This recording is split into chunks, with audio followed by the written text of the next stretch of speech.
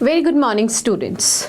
चलिए topic continue करते हैं। अपने वर्ब्स का टॉपिक है जिसमें मैंने आपको कल बहुत सारी चीज़ें बताई थी वर्ब के टॉपिक में। ट्रांजिटिव बताया था, इनट्रांजिटिव बताया था। ऑब्जेक्ट अगर लिंक करता है तो वो क्या कहलाता है? ट्रांजिटिव कहलाता है बच्चे। अगर ऑब्जेक्ट नहीं आता है स्टेटमेंट में तो वो इनट्रांजिटिव कहलाता है। देन हमने सब्जेक्ट कॉम्प्लीमेंट्री किया था, ऑब्जेक्ट कॉम्प्लीमेंट्री किया था, और साथ में मैंने आपको स्टेटेटिव वर्ब्स के बारे में बताया था। और कुछ चीज़ें बताई थी कि वर्ब जो है वो सिर्फ एक्शन नहीं बताता, बिकॉज बेसिकली बच्चे कॉन्सेप्ट है कि वर्ब एक्शन बताएगा, एक्शन के साथ साथ वो पोजीशन भी बताता है, स्टेट भी बताता है। ठीक है, तो कुछ आज एरर डिटेक्शन स्टेटेटिव वर्ब से पर ही है, सो दैट कि हम थोड़ा इनको भी डिस्कस कर सकते हैं, बहुत इंपॉर्टेंट रहेगा।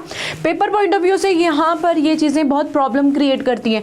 एग्जैक्टली बच्चा जो है वर्ब को किस तरीके से लेता है वो स्टेटमेंट गलत कर बैठता है। ठीक है, चलिए कुछ स्टेटमेंट है जो हम थोड़ा सा रिकॉग्नाइजेशन में डालेंगे, सो दैट हमें थोड़ा सा समझ में आए कॉन्सेप्ट और अच्छे से क्लैरिटी होनी चाहिए। चलिए लेते हैं first statement. He is understanding the important of time management. ठीक है, ही इज सॉरी इम्पॉर्टेंट नहीं, इम्पॉर्टेंस है यहाँ पर, वेट। ठीक है, okay, he is understanding the importance of time management. तो यहाँ पर ही इज अंडरस्टैंडिंग, तो ये जो अंडरस्टैंडिंग वर्ड है बच्चे, यहाँ पर क्या बता रहा है? ये स्टेट बता रहा है। ठीक है, ये एक स्टेट बता रहा है। और कभी भी जो है स्टेट बताने के लिए हम कौन सा टेंस फॉलो करते हैं? हम प्रेजेंट टेंस फॉलो करते हैं।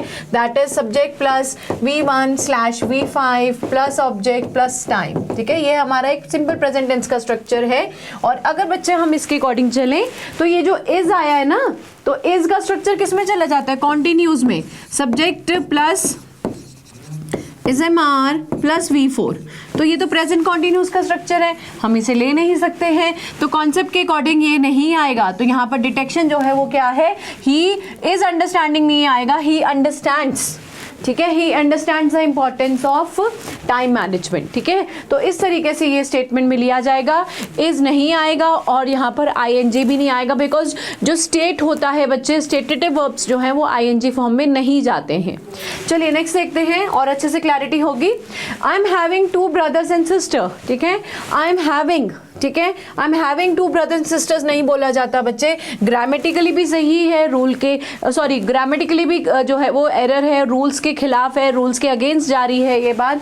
तो यहाँ पर क्या आएगा? आई हैव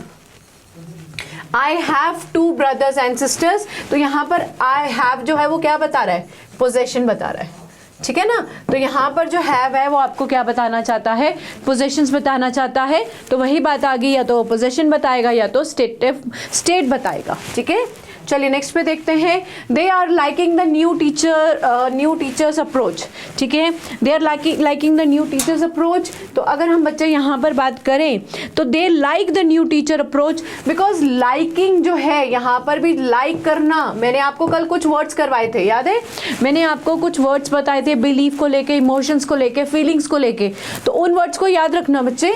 तो लाइक जो है वो क्या बताता है? स्टेट बताता है। तो स्टेट बताएगा, प्रेजेंट टेंस में जाएगा, ING फॉर्म में नहीं जा सकता है बच्चे, तो नहीं जाएगा। तो यहाँ पर स्टेटमेंट में क्या आ जाएगा? दे like the new teachers approach. ठीक है, तो इस तरीके से ये स्टेटमेंट को हम क्या करेंगे? रिकॉग्नाइजेशन में डालेंगे। चलिए आगे देखते हैं नेक्स्ट स्टेटमेंट क्या कहती है। This book is belonging to the library. ठीक है, this book is belonging to the library. Again this book is belonging नहीं आएगा, यहाँ पर क्या आएगा? Belong. This book belongs to the library. तो यहाँ पर भी जो बात है कि ये जो इज बिलोंगिंग है कॉन्टिन्यूस का स्ट्रक्चर है, और यहाँ पर हम क्या बताते हैं? यहाँ पर भी हम पोजेशन बता रहे हैं। यहाँ पर भी जो है किसके बारे में बच्चे बात हो रही है? पोजेशन के बारे में बात हो रही है ना। तो पोजेशन जो है ING में नहीं जाएगा, सिंपल प्रेजेंट टेंस फॉलो करेगा, कॉन्टिन्यूस टेंस को यहाँ पर फॉलो नहीं करवाया जाएगा। तो this is the right answer. Please note करना, स्टेटेटिव वर्ब्स और आपके पोजेशन जो हैं वो सिंपल प्रेजेंट टेंस में ही ज़्यादातर जो है वो मेंशन करवाए जाते हैं। ठीक है, जैसे यहाँ पर था, तभी सिर्फ मैंने आज इन्हीं की तरफ से जो है आपके लिए एरर डिटेक्शन रखा है कि समझ में आ जाए, because paper point of view से बहुत ही इंपॉर्टेंट चीज़ है ये, प्लीज ध्यान रखना। ठीक है, okay, she is knowing all the capital of Himachal Pradesh, और knowing all the capitals of Himachal Pradesh, sorry yes, capitals of Himachal Pradesh. तो यहाँ पर इज नोइंग नहीं आएगा, ठीक है। अब ये नोइंग जो है वो क्या है, स्टेट है, ठीक है। अगर आप किसी चीज को जानते हो ना तो वो स्टेट बताना चाहता है, ठीक है। तो अगर वो स्टेट बताता है, स्टेट बता रहा है, ठीक है, ये यहाँ पर स्टेट बता रहा है, तो स्टेट बताने के लिए हम क्या करेंगे, इसको किस में डालेंगे, she knows all the capitals of Himachal Pradesh. तो यहाँ पर स्टेट बताया गया है, और जहाँ पर स्टेट बताया जाता है वहाँ पर आईएनजी नहीं यूज होता, सिंपल प्रेजेंट टेंस का यूज करवाया जाता है। तो स्टेटेटिव वर्ब्स जो है वो इस तरीके से यहाँ पर यूज किए गए। चलिए आगे चलते हैं, नेक्स्ट स्टेटमेंट क्या कहती है, let's have a look. The flowers are selling, sorry, the flowers are smelling. The flowers are smelling wonderful in the morning. ठीक है, the flowers are smelling wonderful in the morning. तो smelling नहीं होता है, तो यहाँ पर क्या होगा, smell होगा।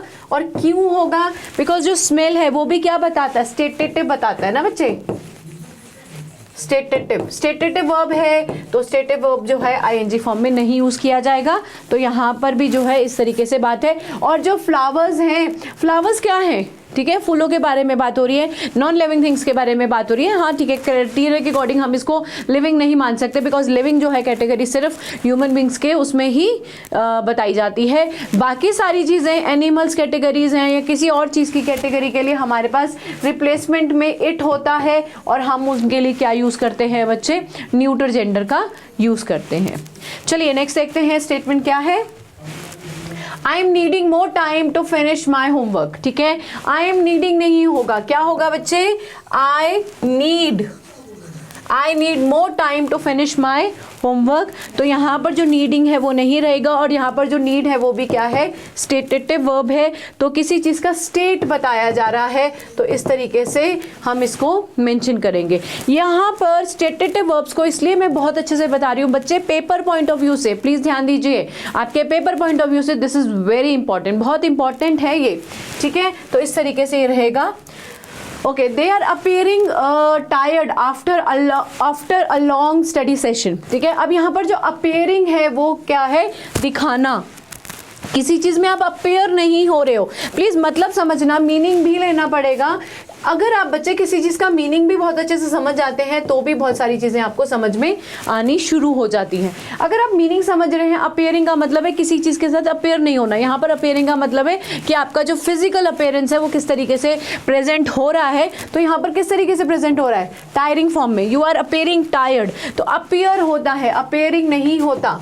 ठीक है, यहाँ पर अपेयर आएगा, and they are appearing tired, नहीं दे अपेयर, यहाँ पर दे अपेयर। तो प्लीज़ ध्यान दीजिए कि आपके स्टेटेटिव वर्ब्स जो हैं वो सिंपल प्रेजेंट टेंस ही फॉलो करते हैं, उनको कोई भी ऑक्सिलरी की ज़रूरत नहीं होती, क्योंकि इज एम आर जो है वो प्रेजेंट कॉन्टिन्यूस टेंस का स्ट्रक्चर है बच्चे। सिंपल प्रेजेंट में सिर्फ V1 और V5 का फैक्टर यूज़ किया जाता है। चलिए नेक्स्ट देखते हैं, स्टेटमेंट क्या है, the soup is tasting too salty. Obvious है, इस टेस्टिंग नहीं आएगा, तो सूप टेस्ट टू सॉल्टी। ठीक है ना, तो यहाँ पर भी जो सूप का है वो क्या बताया जा रहा है, सूप का स्टेट बताया जा रहा है। ठीक है, यहाँ पर भी सूप का एक स्टेट बताया जा रहा है कि सूप जो है वो कैसे स्टेट कर रहा है, टू सॉल्टी कर रहा है। ठीक है, so that is again stative verbs है, आईएनजी में नहीं जाएगा। और ये प्लीज़ ध्यान रखना कि आपके पेपर पॉइंट ऑफ व्यू से, आपके एग्जाम के पेपर पॉइंट ऑफ व्यू से ये चीज़ें मैंने आपको बताई हैं, बहुत अच्छे से इनको समझना बच्चे, because they are very important, बहुत इंपॉर्टेंट है। आगे मॉडल्स भी करवाने हैं, तो पहले इस पे ध्यान रखते हैं कि इस तरीके से इनका डिटेक्शन तो आ जाता है स्टेटमेंट्स में। ठीक है, so I am clear with this.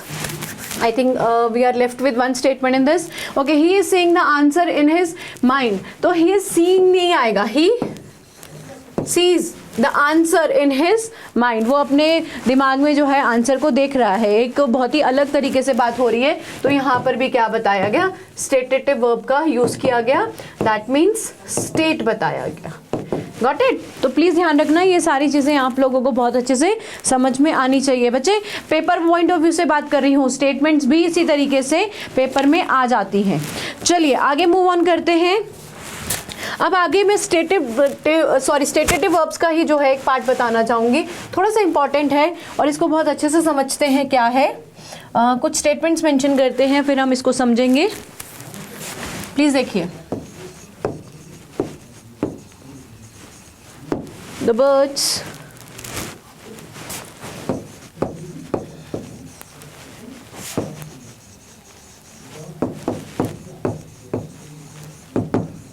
ठीक है, this is one statement. Next देखते हैं,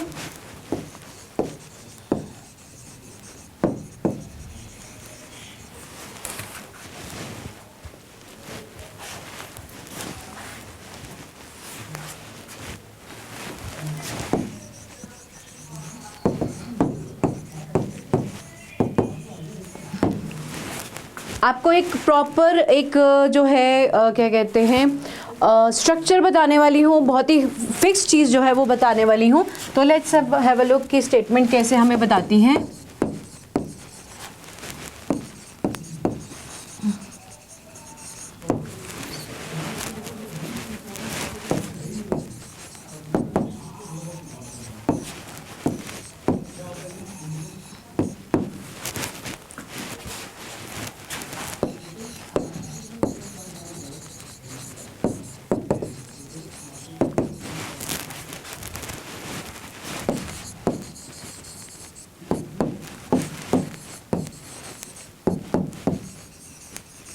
चलिए देखते हैं, आपके सामने स्टेटमेंट्स हैं, 4 स्टेटमेंट्स हैं। द बर्ड सैंग स्वीट और स्वीटली। तो पॉइंट यहाँ पर ये है कि आपका ये जो स्वीट वर्ड है बच्चे, यहाँ पर ये आपका एडजेक्टिव है और स्वीटली वर्ड जो है यहाँ पर क्या है, एडवर्ब है। ठीक है, प्लीज़ ध्यान रखना कि ये आपका एडजेक्टिव है, ये एडवर्ब है। और रोज स्मेल स्वीट, ठीक है, अगेन स्वीट जो है यहाँ पर आपका एडजेक्टिव है और स्वीटली आपका यहाँ पर क्या है, एडवर्ब है। ही वॉज वीपिंग बिटरली और बिटर, ठीक है, बिटरली जो है वो आपका क्या है बच्चे, एडवर्ब है और बिटर आपका क्या है, एडजेक्टिव है। ठीक है, द फूड टेस्ट बिटर, ठीक है, बिटर आपका क्या है, एडजेक्टिव है और बिटरली आपका क्या है, एडवर्ब है। चलिए अब इन 4 स्टेटमेंट्स को समझते हैं कि द बर्ड, देखो एक चीज़ है कि यहाँ पर एक इम्पॉर्टेंट कॉन्सेप्ट जो है वो किस तरीके से लिया जाएगा। चलिए यहाँ पर एक चीज़ बताती हूँ मैं आपको कि एक वर्ब, ठीक है, अगर तो एक वर्ब एक्शन बताता है, प्लीज ध्यान दीजिए, अगर तो एक वर्ब एक्शन बताता है तो वर्ब के बाद बच्चे क्या आ जाना चाहिए, एडवर्ब आना चाहिए। ये फिक्स्ड है, ठीक है, ये चीज मैं आपको फिक्स्ड बता रही हूँ कि अगर एक वर्ब जो है, ठीक है, अभी हमने डिस्कस किया कि वर्ब क्या बता रहा है, वर्ब एक्शन बताता है, पोजीशन बता रहा है और वर्ब जो है स्टेट बताता है। इन तीनों चीजों को लेके चलना है। अगर एक वर्ब एक्शन बताएगा तो that need to be followed by adverb, वो एडवर्ब को फॉलो करेगा। और अगर वर्ब जो है एक स्टेट बताएगा तो वो किसको फॉलो कर लेगा, वो एक एडजेक्टिव को फॉलो कर लेगा। ठीक है, तो प्लीज़ ये वाली चीज़ जो है नोट डाउन कीजिए, ये बहुत ही ज़्यादा इंपॉर्टेंट है कि ये एक आपको मैं फिक्स चीज़ बता रही हूँ बच्चे, बहुत ही अच्छे से फिक्स जो है एक्सप्लेनेशन चल रहा है कि इस तरीके से हम इस चीज़ को क्या करने वाले हैं, हैंडल करने वाले हैं। चलिए, जो आपका वर्ब है, अगर वर्ब एक्शन में चला गया तो वो एडवर्ब ले लेगा और अगर वो स्टेट में चला गया तो वो एडजेक्टिव ले लेगा। चलिए स्टेटमेंट देखते हैं यहाँ पर, द बर्ड सैंग, ठीक है, अब ये बर्ड सैंग है, सैंग जो है वो क्या होता है, एक्शन होगा, ठीक है, वो एक एक्शन है, किसका एक्शन है, बर्ड का एक्शन है। तो अगर वो एक्शन लेने वाला है तो अगर एक्शन होगा तो एक्शन के साथ कौन फॉलो करवाया जाएगा, adverb. The bird sang sweetly, that need to be followed by adverb. ठीक है, तो प्लीज ध्यान रखना कि इस तरीके से स्टेटमेंट लेंगे तो यहाँ पर क्या आ जाएगा, स्वीटली। ठीक है, क्योंकि यहाँ पर एक्शन दे रहा है आपका, कौन दे रहा है, वर्ब दे रहा है। दूसरी तरफ देखिए, द रोज स्मेल्स स्वीट और स्वीटली। अब रोज जो है वो स्मेल कर रहा है, स्मेल करने का मतलब है कि वो क्या बताता है, स्टेट बता रहा है। तो द रोज स्मेल स्वीट, ठीक है, तो स्वीट है तो यहाँ पर स्टेट बताया, तो स्टेट बताने में कौन फॉलो करवाता है, आपका एडजेक्टिव, अगर वो स्टेट बता रहा है तो एडजेक्टिव को फॉलो करेंगे। प्लीज ये वाले रूल को कहीं पर आप नोट डाउन कीजिए, this is a very important rule. ये इस चीज में काफी बच्चे जो है वो कंफ्यूज होते हैं। कंफ्यूज नहीं होना बच्चे, मैं आपको फिक्स चीज बता रही हूँ कि अगर एक वर्ब एक्शन बताएगा तो वो आगे जाके एडवर्ब से फॉलो करवा दिया जाएगा, और अगर वो स्टेट बताएगा तो आगे जाके कौन फॉलो कर लेगा, उसे एडजेक्टिव फॉलो कर लेगा। ठीक है ना। चलिए यहाँ देखते हैं दूसरी स्टेटमेंट्स को। ही वॉज वीपिंग बिटरली और बिटर। ठीक है, अब वीपिंग जो है वो क्या है, वो एक एक्शन है। ठीक है, तो ही वॉज वीपिंग बिटरली, तो यहाँ पर किसके द्वारा फॉलो करवाया जाएगा, एडवर्ब के द्वारा। ठीक है, कंफ्यूजन नहीं बिल्कुल रखनी है, बहुत ही स्ट्रेट फॉरवर्ड ये रूल जो है वो अप्लाई करना है। द फूड टेस्ट, अब ये फूड टेस्ट जो है वो क्या है, एक तरीके से स्टेट है, स्टेट बताया गया। The food taste bitter being followed by adjective. ठीक है, तो प्लीज ये चीज का ध्यान रखना, स्टेटेटिव वर्ब्स, आपके एक्शन वर्ब्स और आपका ये जो पोजेशन है, ये सारी चीजें वर्ब बताता है। और पेपर पॉइंट ऑफ व्यू से भी बच्चे यही चीजें इंपॉर्टेंट है, प्लीज नोट कीजिए, पेपर पॉइंट ऑफ व्यू से बहुत ही ज्यादा इंपॉर्टेंट है। चलिए अब हम चलते हैं अपने नेक्स्ट टॉपिक की तरफ। ठीक है, नेक्स्ट टॉपिक जो रहेगा वो रहेगा बताने के लिए आपके लिए इनफाइनाइट्स पे। ठीक है, अब हम इनफाइनाइट्स को डिस्कस करते हैं कि अब डिस्क्रिप्शन वर्ब में टेंसेस के साथ भी रिलेट होनी शुरू हो जाएगी। ठीक है, तो टेंसेस के साथ इसको रिलेट करते हैं। अब फाइनाइट वर्ब्स होते क्या हैं बच्चे, फाइनाइट वर्ब वो होते हैं जो हम इन तीनों के अकॉर्डिंग जिनको हम चलाते हैं। ठीक है, तीनों के अकॉर्डिंग का मतलब है आपका number of person, number of person का मतलब है सिंगुलर और प्लूरल, कि आपकी एक स्टेटमेंट में कितने लोग इन्वॉल्व हैं। सिंगुलर है, अगर एक है तो सिंगुलर है, और अगर एक से ज्यादा है तो वो क्या माने जाते हैं, प्लूरल माने जाते हैं। सीक्वेंस आपको पता है प्रोनाउंस का, और अनवांटेडली अगर आप नाउन भी यूज कर रहे हैं तो उसका भी आपको एक जो पैटर्न है वो पता है कि किस तरीके से यूज होगा।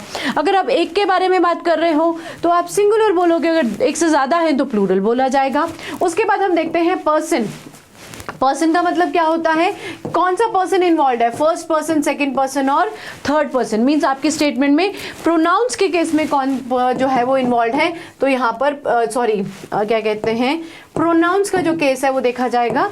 तो प्रोनाउंस में तो पर्सन्स को ही देखा जाता है। और उसके बाद कौन सा टाइम जोन यूज हो रहा है, टाइम जोन का मतलब है प्रेजेंट में बात कर रहे हो, प्रेजेंट का मतलब है राइट नाउ, टुडे में बात कर रही है, किया जा रहा है। पास्ट में बात हो रही है, दैट इज अगो हो गया, क्या कहते हैं येस्टरडे हो गया, उसमें बात कर रहे हो, या टाइम के रिलेशन में बात कर रहे हो, time is related with future, means आगे आने वाला जो फ्यूचर टाइम है, दैट मीन्स कि टुमारो। ठीक है, डे आफ्टर टुमारो, तो इसमें अगर बात करते हो तो ये टाइम का रिलेशन जो है वो बताया जाएगा। चलिए स्टेटमेंट देखते हैं, फाइनाइट ज़्यादा अच्छे से समझ में आएगा।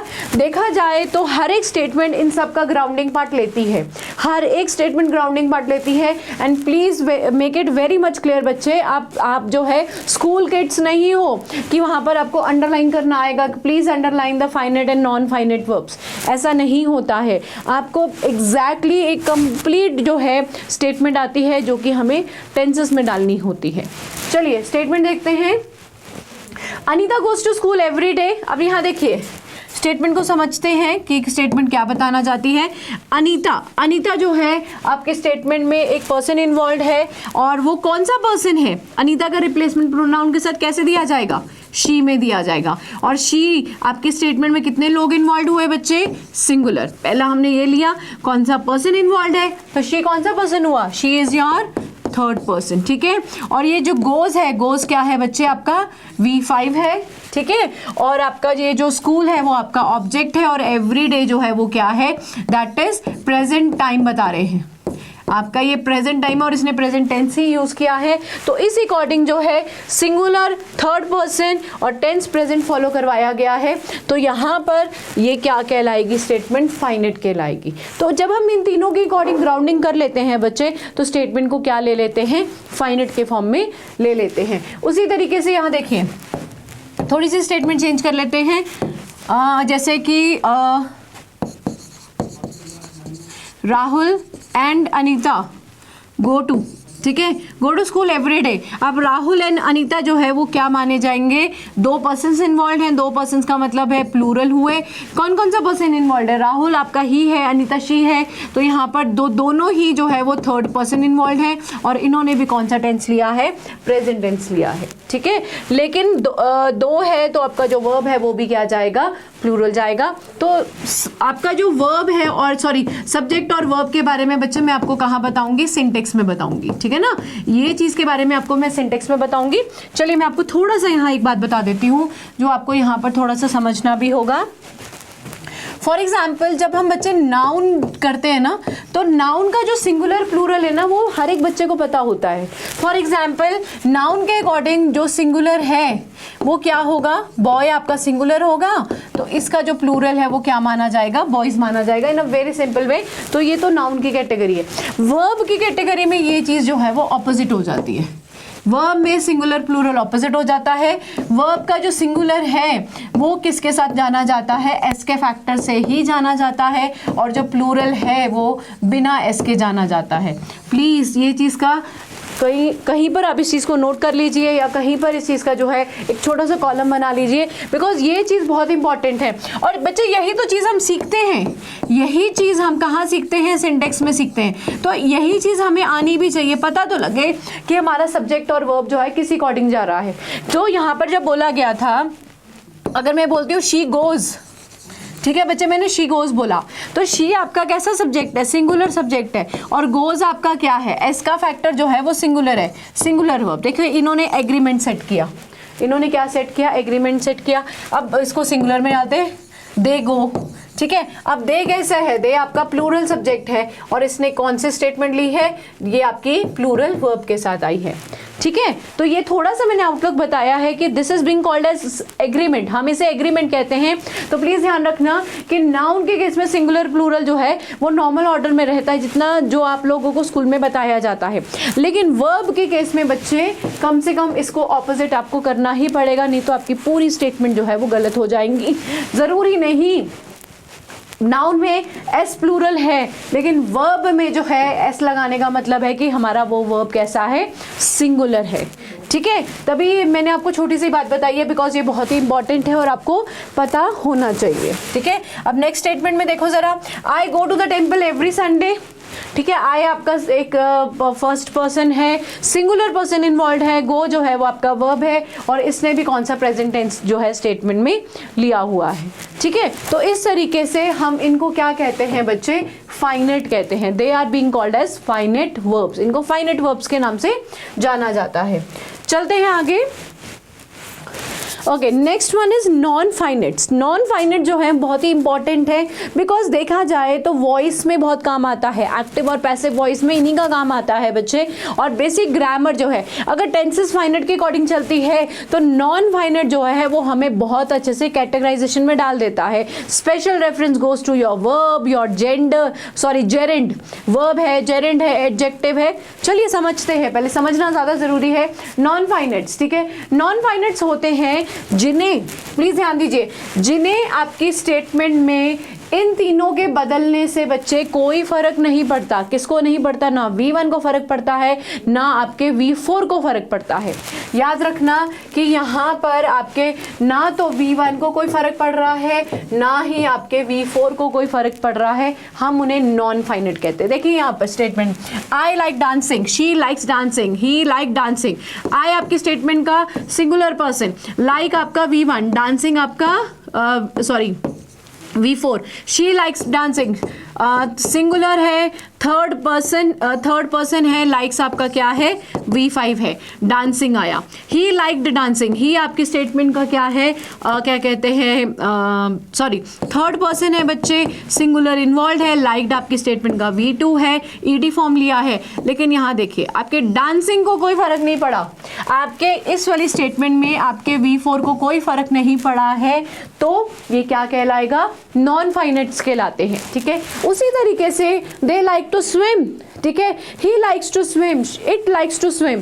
तो यहाँ पर भी हमने दे की जगह पे ही किया, फिर इट किया, लाइक हुआ, लाइक्स हुआ। यहाँ पर देखिए स्विम को क्या हुई, फर्क नहीं पड़ा, दैट मीन्स यहाँ पर आपके V1 को कोई फर्क नहीं पड़ा है बच्चे, तो वो क्या कहलाता है, नॉन फाइनाइट्स कहलाता है, ठीक है ना। इस चीज़ को आपने बहुत अच्छे से समझना है, बिकॉज आगे जो है स्टेटमेंट जो है जब मैं आपको समझाऊंगी तो बच्चे इन्हीं के अकॉर्डिंग जो है वो मैं आपको स्टेटमेंट को बताऊंगी, ठीक है ना। चलिए आगे देखते हैं what exactly is the main part. चलिए नॉन फाइनाइट्स के अंदर बच्चे 3 कैटेगरीज हैं हमारे पास। नॉन फाइनाइट्स में हमारे पास एक इन्फिनिटिव्स की कैटेगरी है, जेरेंड की कैटेगरी है, और हमारे पास क्या है, पार्टिसिपल्स की कैटेगरी है, ठीक है। तो पहले समझते हैं इन्फिनिटिव्स को, ठीक है, पहले इन्फिनिटिव्स को समझते हैं बच्चे। इन्फिनिटिव्स होते हैं जिसे हम कहते हैं 2 + V1, ठीक है। 2 + V1 का मतलब क्या होता है कि जहां पर 2 और V1 का यूज हो जाए तो वो क्या कहलाता है, इन्फिनिटिव्स कहलाते हैं, ठीक है। तो पॉइंट जरूर यहां पर नोट करना कि स्पेशली तो पहले आपको एक्टिव और पैसिव फॉर्म में ये इन्फिनिटिव्स मिलने वाले हैं, ठीक है, फर्स्ट कैटेगरी। सेकेंड कॉन्सेप्ट है कि हमारे पास बेयर इन्फिनिटिव्स भी होते हैं, ठीक है। तो मैं आपको ये बताती हूँ कि हम यूज क्या करने वाले हैं। इन्फिनिटिव्स का यूज जो है आप पहले यूज करोगे फ्यूचर टेंस में, ठीक है, फ्यूचर टेंस में यूज करेंगे। मैं आपको इसकी डिटेक्शंस भी करवाऊंगी, बिकॉज आपको पता होना चाहिए कि जब एक स्टेटमेंट नॉर्मल मोड में जा रही है तो 2 + V1, 2 के बाद जो है वो V1 ही आ जाना चाहिए, V2 या V3 नहीं आने वाला, कभी भी नहीं आने वाला। कभी आप ये स्टेटमेंट बोलते हैं, you are to requested to submit your document, you are to requested to submit your document, तो आप इस तरीके से नहीं बोलेंगे। You are requested to submit your document means 2 + V2 2 या 2 + V3 2 जो है वो यूज नहीं किया जाता, ये एक गलत चीज है, ठीक है। हम इसको पैसिव में यूज करेंगे, फ्यूचर टेंस में बच्चे यूज किया जाएगा। हम इसको स्पीच में भी यूज करेंगे। स्पीच में हम कहाँ यूज करेंगे, स्पीच में हम इसको क्या कहते हैं, इम्पैरेटिव में यूज करेंगे। याद रखना, मैं बहुत अच्छे से बताऊंगी कि स्पीच में हम इसको इम्पैरेटिव स्टेटमेंट्स में यूज करते हैं, जो कि बहुत इंपॉर्टेंट है, और उसके बाद जाके हम इसको एक्टिव और पैसिव वॉइस में भी यूज करेंगे। और बेयर इन्फिनिटिव क्या होता है, जहां पर क्या कहते हैं 2 का यूज नहीं किया जाता, विदाउट 2, प्लीज नोट कीजिए, विदाउट 2, जहां पर 2 नहीं आता, सिर्फ V1 आता है, और इसका जो कन्वर्जन होता है वो B + V3 होता है। गो, कम, ड्रिंक, बी गॉन और बी कम, ठीक है। तो यहाँ पर इन्फिनिटिव्स जो हैं वो बहुत ही इंपॉर्टेंट रोल प्ले करते हैं, और प्लीज़ इस चीज़ को कभी गलती से भूल मत जाना, बिकॉज फ्यूचर टेंस, आपका स्पीच और आपका जो वॉइस का टॉपिक है बच्चे, वो इनको बहुत अच्छे से अपने आप में समझाता है, ठीक है। मैं आपको इसकी डिटेक्शंस कुछ करवाऊंगी, वर्ब से रिलेटेड करवाऊंगी, बट अभी सिर्फ इसको यहाँ पर इस तरीके से आपने समझना है, बिकॉज आगे टेंसेस के साथ इसको कोरिलेट करवाया जाएगा। चलिए आगे देखते हैं, आगे क्या है, आगे है बच्चे आपका जेरेंड, ठीक है। अब ये जेरेंड क्या होता है इसको बहुत अच्छे से समझते हैं, बिकॉज जेरेंड जो है वो बहुत अच्छे से कंफ्यूजन जो है वो क्रिएट करता है। थोड़ा सा समझा रही हूँ, फिर आपको स्टेटमेंट्स के थ्रू बताऊंगी। जेरेंड क्या होता है बच्चे, जेरेंड एग्जैक्टली इज अ क्या कहते हैं, नाउन, हम इसे नाउन कहते हैं। जेरेंड क्या होता है, नाउन होता है, और ये वर्ब लाइक प्रॉपर्टी परफॉर्म करता है। वर्ब लाइक प्रॉपर्टी, प्लीज ध्यान रखना, वर्ब लाइक प्रॉपर्टी जब ये परफॉर्म करता है तो हम इसे क्या कहते हैं, जेरेंड कहते हैं। जो एक्चुअल में क्या होता है बच्चे, एक्चुअल में ये नाउन होता है, ध्यान रखना, ये एक एक्चुअल में नाउन होता है, और ये वर्ब लाइक प्रॉपर्टी जो है वो परफॉर्म करता है, और बेसिकली हम इसको किस में डाल देते हैं, V4 की कैटेगरी में डालते हैं, या हम इसको वर्बिंग बोलेंगे।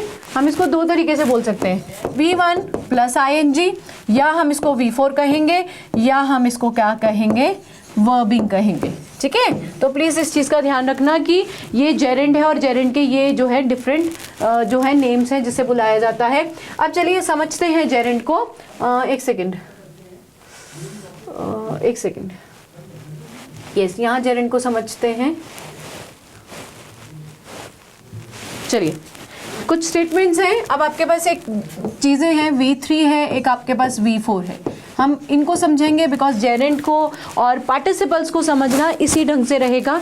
तो फर्स्ट जो V3 आएगा बच्चे, that is being called as your past participle बोला जाता है, ठीक है, इस चीज को ध्यान से रखना। और V4 को क्या बोला जाता है, जिसे हम क्या कहते हैं, जेरेंड, जिसे हम क्या कहते हैं बच्चे, प्रेजेंट पार्टिसिपल। इसे क्या बोला जाता है, प्रेजेंट पार्टिसिपल। ठीक है, ये लीजिए, ये मैंने आपको अभी बताया कि V3 और V4 क्या है। अब ये वर्ब के साथ क्या रहता है, अब यहाँ पर भी ध्यान देते हैं। वर्ब जो है वो दो तरीके से एक्ट करना शुरू हो जाता है। अगर वो नाउन की तरह एक्ट करेगा, और जेरेंड जो है अगर वो कहलाता है तो वो क्या ले लेता है बच्चे, ING ले लेता है। ठीक है, वर्ब अगर नाउन की तरह एक्ट करता है तो वो जेरेंड कहलाता है, और वो अपने साथ क्या ले लेता है, ING ले लेता है। ठीक है, दूसरा देखिए, दूसरा अगर वर्ब एक एडजेक्टिव कहलाना शुरू कर देता है तो हम उसे क्या कहते हैं, पार्टिसिपल कहते हैं।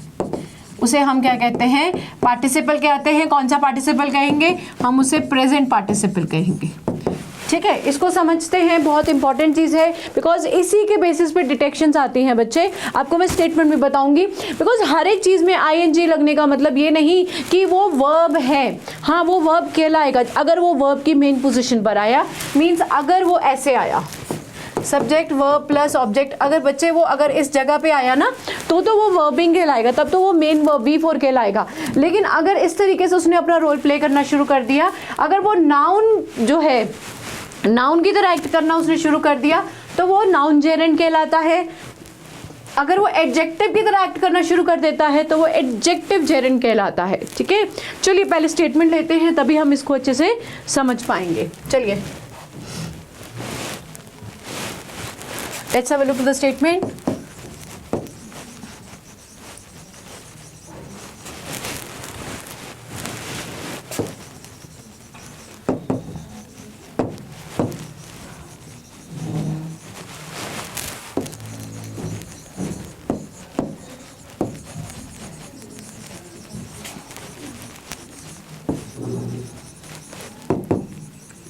ओके, चलिए यहाँ पर आपके पास एक स्टेटमेंट है, तो मैंने एक वर्ड लिया है डेवलप्ड, यहाँ पर एक डेवलप्ड वर्ड है, और यहाँ पर बच्चे एक आपके पास डेवलपिंग वर्ड है। ठीक है, अब दोनों को समझते हैं। यहाँ पर क्या है, the developed countries should help the developing countries. तो यहाँ पर एक नॉर्मल स्टेटमेंट ली गई है। तो यहाँ पर पहली बात जो है, कंट्रीज क्या है, कंट्रीज जो है वो आपका क्या है, नाउन है।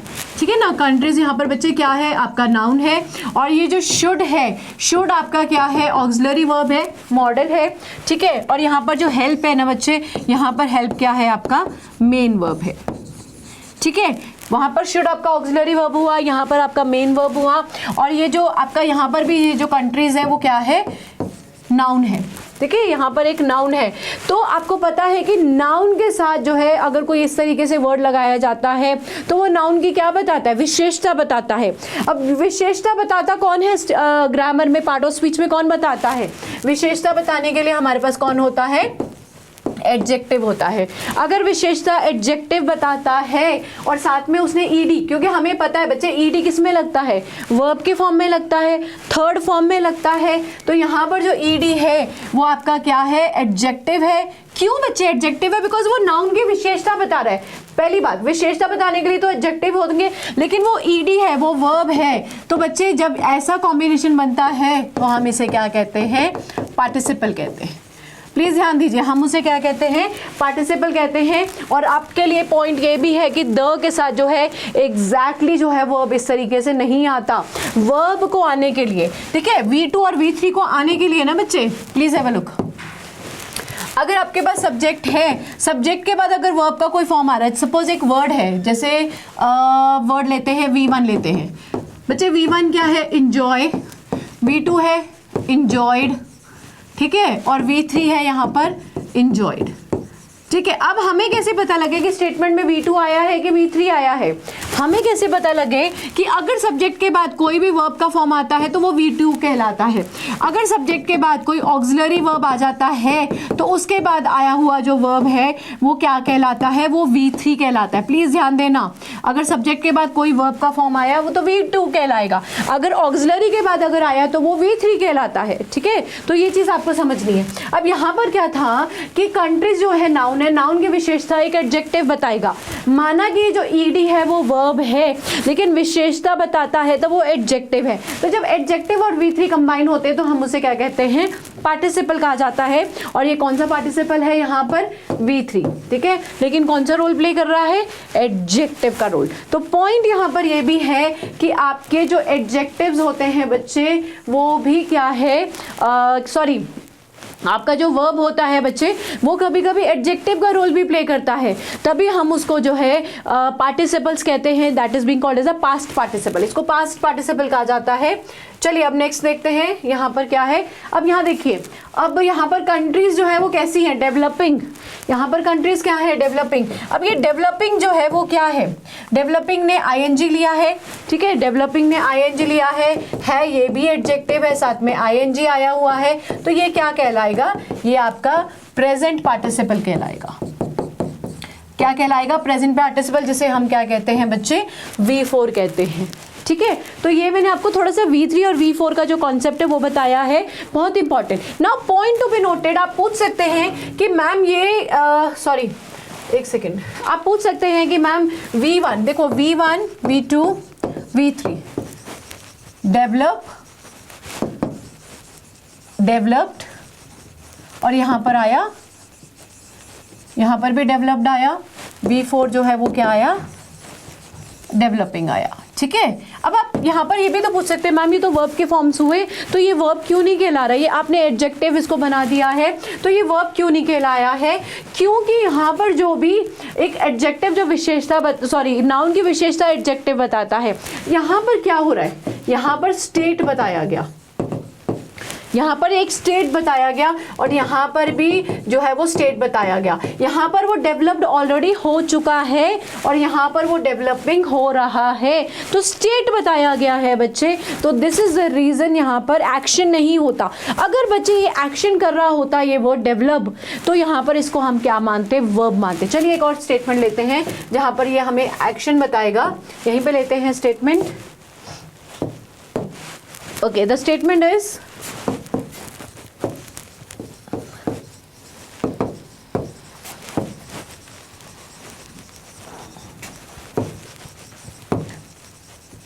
चलिए इसको समझते हैं। The project was developed by him, the project was developed by, यहाँ पर जो डेवलप्ड है, पहली बात सब्जेक्ट आपके पास ये ऑक्सिलरी लिंकिंग वर्ब ऑक्सिलरी है और उसके बाद ये आया है, तो दैट इज बेसिकली ये V3 है। लेकिन यहाँ पर कोई स्टेट नहीं बताया जा रहा, उसके द्वारा जो है वो क्रिया की जा रही है, उसके द्वारा एक प्रोजेक्ट को बनाया गया है। अगर बनाया गया है तो बच्चे यहाँ पर क्या किया गया है, एक्शन का जो है वो एक तरीके से जो एक्शन जो है वो हो रहा है, ठीक है, एक एक्शन हो रहा है, क्रिया हो रही है, तो इसके अकॉर्डिंग हम यहाँ पर इसको क्या मानेंगे, वर्ब मानेंगे, जो कि मेन वर्ब की पोजीशन पर आ रहा है, जिसे हम लेक्सिकल्स कहते हैं, ठीक है। तो ये चीज जो है आपको बहुत अच्छे से समझनी है कि अगर तो देखो V3 और V4 जो है एक पास्ट पार्टिसिपल है, तो एक आपका V4 जेरेंड है, ठीक है। तो ये वर्ब जो है नाउन का रोल भी प्ले कर बैठता है, एडजेक्टिव का रोल भी प्ले करता है, और अगर इस तरीके से है तो आपको समझना पड़ेगा कि अगर नाउन की कोई विशेषता बता रहा है तो वो एडजेक्टिव कहलाएगा, और अगर वो आईएनजी फॉर्म में है तो वो एडजेक्टिव जेरेंड कहलाएगा, ठीक है। चलिए एक और स्टेटमेंट लेते हैं जो मैं आपको यहाँ पर समझाऊंगी। यहाँ पर समझते हैं स्टेटमेंट को, नहीं यहाँ पर एक एक्स्ट्रा पेज लेते हैं। लेट्स हैव अ लुक, जैसे कि था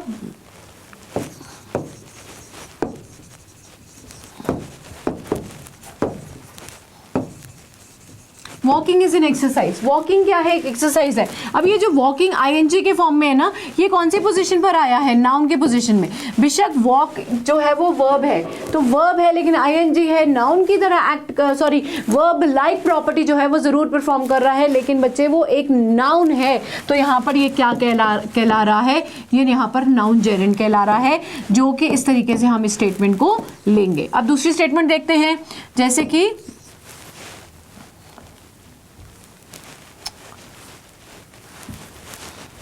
For example,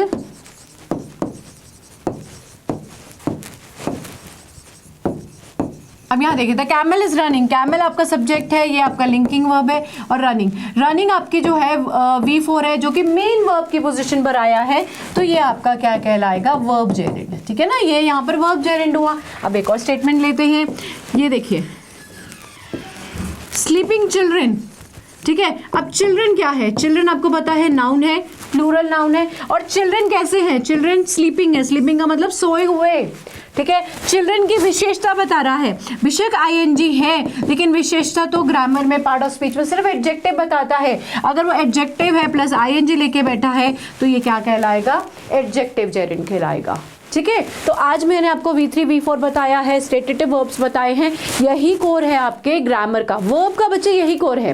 वर्ब में ये चीज़ों को ज़्यादा ध्यान रखना।